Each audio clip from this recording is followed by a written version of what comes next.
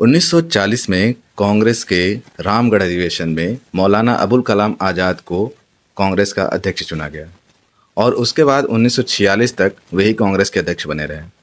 इसके पीछे जो रीज़न था वो था कि 1942 में वर्ल्ड वॉर स्टार्ट हो जाता है, उसके बाद भारत छोड़ो आंदोलन स्टार्ट हो जाता है। तो ऐसी परिस्थितियों में कांग्रेस का प्रॉपर तरीके से संचालन नहीं हो पाता है, तो दूसरे अध्यक्ष का चुनाव ही नहीं हो पाता है। तो ये 6 साल तक लगातार अध्यक्ष बने रहते हैं और ये कांग्रेस के इतिहास में सर्वाधिक समय तक अध्यक्ष रहने का रिकॉर्ड भी मौलाना अबुल कलाम आज़ाद के ही नाम पर है।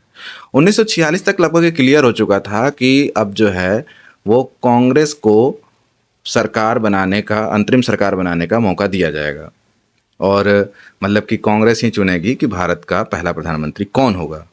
अब बात जब चुनाव की आती है तो कांग्रेस पार्टी में उस समय दो बड़े नेता थे जिनके बीच में चुनाव था। वैसे कायदे से जब अभी आप आगे का डिटेल सुनेंगे तो आपको दो की जगह सिर्फ एक ही बड़ा नेता समझ में आएगा, लेकिन वो बात की बात है कि परिस्थितियां कुछ ऐसी बनी कि वो जो बड़ा नेता था वो सेकेंडरी लेवल पे आ जाता है। तो 1946 में जब ये हुआ कि भाई अब कांग्रेस का अध्यक्ष कौन बनेगा, है ना, क्योंकि अब जो कांग्रेस का अध्यक्ष बनता वही भारत का पहला प्रधानमंत्री भी बनता। तो इस कंडीशन में थोड़ी सी खींचतान स्टार्ट हुई और इस समय दो नाम उभर के सामने आए। एक आया पंडित जवाहरलाल नेहरू का और दूसरा आया सरदार वल्लभ भाई पटेल का। अब जन समर्थन जुटाने में सरदार वल्लभ भाई पटेल जो हैं वो जवाहरलाल नेहरू से बहुत आगे थे और यही कारण था कि अधिकांश कांग्रेस के जो सदस्य थे, यानी कि अधिकांश मतलब कि इसे आप 80-90% से भी ज़्यादा समझिए, वे चाहते थे कि सरदार वल्लभ भाई पटेल ही कांग्रेस के प्रेसिडेंट बने और वही भारत के पहले प्रधानमंत्री भी बने। लेकिन यही एंट्री होती है महात्मा गांधी की। 20 अप्रैल 1946 को महात्मा गांधी ने जवाहरलाल नेहरू के लिए अपना समर्थन ओपन में एकदम घोषित कर दिया कि भाई जो भी हमारे समर्थक हैं वो जवाहरलाल नेहरू को अपना नेता चुने। लेकिन जब चुनाव होता है तो उसके नतीजे एकदम उलट आते हैं, एकदम चौंकाने वाले नतीजे आते हैं। और नतीजे क्या थे वो आप सुनिए।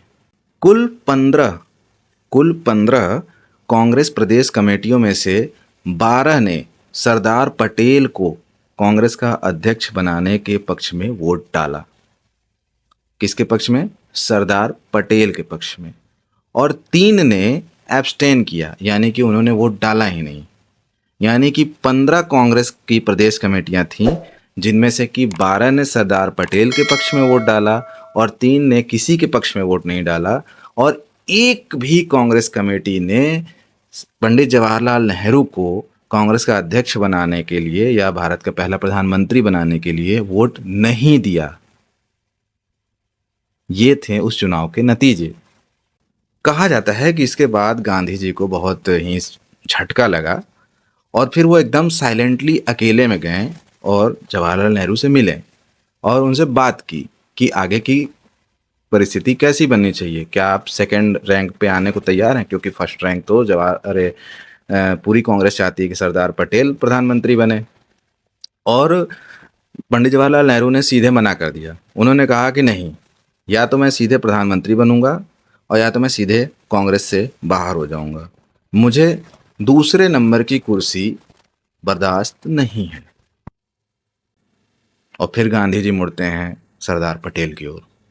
सरदार पटेल गांधी जी के सम्मान में झुक जाते हैं और फिर वो दूसरे नंबर की कुर्सी यानी कि गृह मंत्री की कुर्सी एक्सेप्ट कर लेते हैं और प्रधानमंत्री का पद और कांग्रेस के अध्यक्ष का पद नेहरू जी की झोली में डाल देते हैं। और इस तरह चुनाव होता है हमारे देश के पहले प्रधानमंत्री का। और इसे आप डिसाइड करिए कि क्या ये वास्तव में चुनाव कहा जा सकता है। अब आप ये खुद डिसाइड करिए कि कितने लोकतांत्रिक तरीके से लोकतंत्र के पहरेदारों ने लोकतंत्र की हत्या करके एक छद्म लोकतंत्र की स्थापना की और अपना नेता चुना श्री जवाहरलाल नेहरू को। खास बात यह है कि गांधी जी के लिए ये कोई पहली बार नहीं था। इससे पहले भी 1939 में जब कांग्रेस के त्रिपुरी सेशन में गांधी जी द्वारा समर्थित उम्मीदवार पट्टाभी सीतारमैया सुभाष चंद्र बोस से चुनाव हार गए थे, तो फिर गांधी जी उस समय नाराज़ हो गए थे और उनके नाराज़गी की वजह से सुभाष चंद्र बोस जो हैं वो कांग्रेस छोड़ के चले जाते हैं। तो ये भारत का इतिहास ऐसा ही है कि गांधी जी जिसे चाहते थे वो लोकतंत्र से चुन के तो नहीं आता था, लेकिन आखिरकार उनके प्रभाव में वही लीडर बनता था।